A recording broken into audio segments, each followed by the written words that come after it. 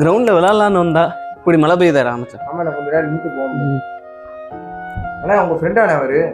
ஐயோ இப்பனா இன்னைக்கு என்னெல்லாம் பண்ண போறாரோ. மச்சான் நல்லா இருக்கியா? ஏய் என்ன இந்த கிரவுண்ட்ல இருந்துகிட்டு இருக்க? யாரு இது?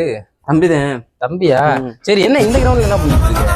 கிரிக்கெட் விளையாடலாம் வந்தேன், அதுக்குள்ள மழை வந்துருச்சு மச்சான். டேய் நான் எத்தனை டைம்டா சொல்றது, ஏன்டா நீ இப்படி கேவலப்படுத்துற? நம்ம வீட்டுக்கு முன்னாடி அவ்வளவு பெரிய இடம் இருக்கு, அதை விட்டுட்டு இங்க வந்து நின்றுகிட்டு இருக்கீங்க.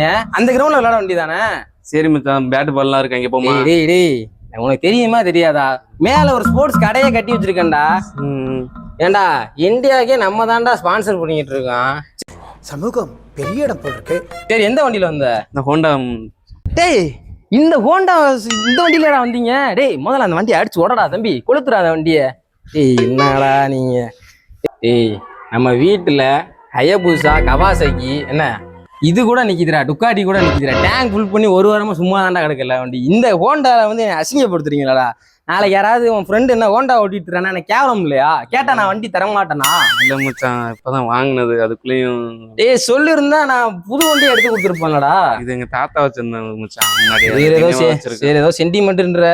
சரி சின்ன வேலை இருக்குடா தம்பி, போயிட்டு வரேன் பங்கு. பாப்போம்.